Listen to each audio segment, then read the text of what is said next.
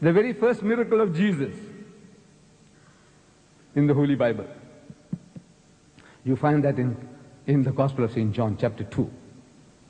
That Jesus and his disciples and his mother were invited at the marriage feast at Cana. Cana is the name of the place. Marriage feast at Cana. The very first miracle of Jesus, according to the Holy Bible. He is invited at the marriage feast at Cana, and the people run short of wine. So his mother comes to him. John chapter 2, I'm reading to you. His mother comes to him and says, "Son, look, these people have run short of wine." I know in the back of her mind, says, "I know you got mysterious powers, you can help them to solve the problem." This is the plea made by his mother. And Jesus responds. He says, "Woman, what have I to do with thee?" Woman, what have I to do with thee? My time is not yet. Now, if you don't want to do a job, man, there's a nicer way of telling your mother, says, "Ma, look, I'm tired, leave me out." You don't have to address your mother as woman. That's the word is used for a prostitute. No, this same book now, the word woman he uses for a prostitute. That woman caught in the act of adultery. In the Bible, you read John chapter 8. A woman. So the Jews bring this woman to Jesus. They said, "Master, we caught this woman in the act. What must we do to her?" Actually, they're trying to trap him. They're not looking for an answer. If he says, "Let her go, man," they say, "This man is not a man of God." Look, the book of Leviticus. In our Torah, it tells us that the adulterer and the adulteress must be stoned to death.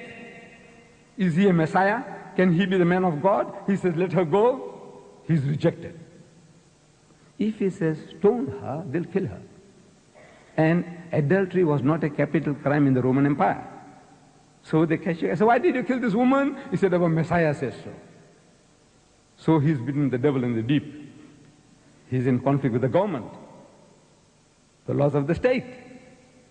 Either way he loses. Heads I win, tails you lose. So what does he do? He's also a Jew. Look, these are Jews, are geniuses. I'm telling you. No, they are our cousins. They always beat us, that. They always got one on us. You go into an agreement that, we resolution was 342 or 424. This is now they're going to let go the occupied territories for peace.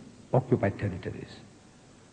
So now they said, "Right, we move this for you to implement your part of it." He said, "No, you haven't given up the occupied territory." He said, "No, we didn't say the occupied territory.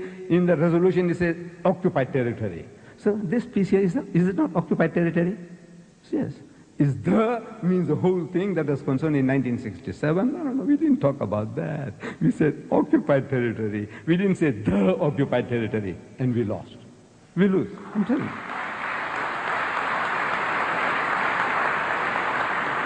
No, they beat us. Our cousins, Allah has gifted them. See, we have to learn now something from them to counteract their machinations. It says, "Man ta'allama lughata qawmin amana sharrahum." If you know the language of a people, you can avoid their wiles and their machinations. We don't. We are not equipped to really give battle, an intellectual battle to the Jew. We are not equipped yet. However, that's besides the point. Was to turn water into, that woman. What is Jesus to do? So he says, "Let him who is free from sin cast the first stone." Those who are sinless among you, let them start stoning. And so saying, he sat on the ground and started scribbling in the sand. No, I'm reading the Bible to you. He started scribbling in the sand. It was a doodling in the sand. So I'm asking the Christians, what was he doodling?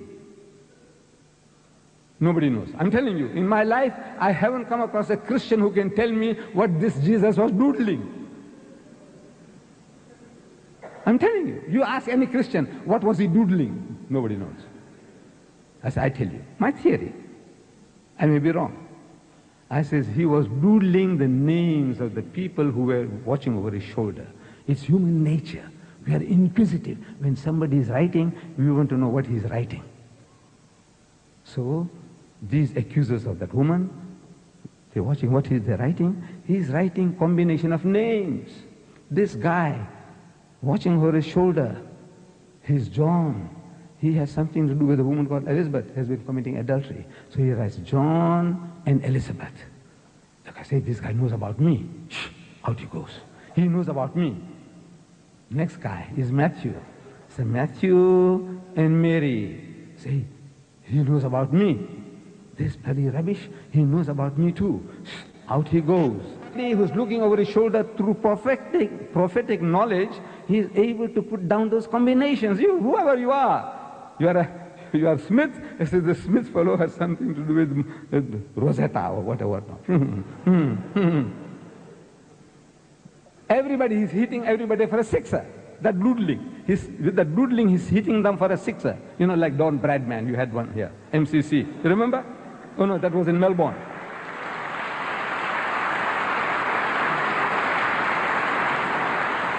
I'll just tell you something amusing about Don Bradman. I was young, I was a schoolboy.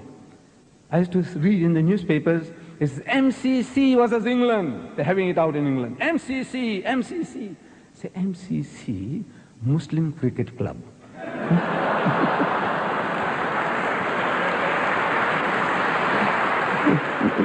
No, by God, look, I'm not trying to be clever. I'm telling you, I didn't know Melbourne. I didn't know this Australia and all that. I knew nothing about. As a schoolboy, I'm reading Don Bradman, MCC, MCC. I said, I favor them. I'm worried. I want them to win. You know why? It's a Muslim cricket club. So he hit everybody for a sixer, like Don Bradman. Now he looks up and he's asking the woman, he says, woman, where are thine accusers? The guys who were accusing you of adultery, where are they? He says, no, sir, they are no more, they're gone. So he said, go, sin no more. Because those guys were out to catch him out. Jesus is telling you all are adulterers. You all deserve to be stoned to death. And you are convicting this woman, and if this woman was guilty, you caught her in the act. Where was the man? Where was the man? You sexist, where was man? You caught her in the act. Where? What was the woman doing and what was the man doing? Where is that man? No, it's only the woman you are after. You are sexist. You go for just because they are poor woman, you want to victimize her. So I says, now this is how the miracle. So Jesus Christ, he tells his mother, what have I got to do with thee? He calls woman.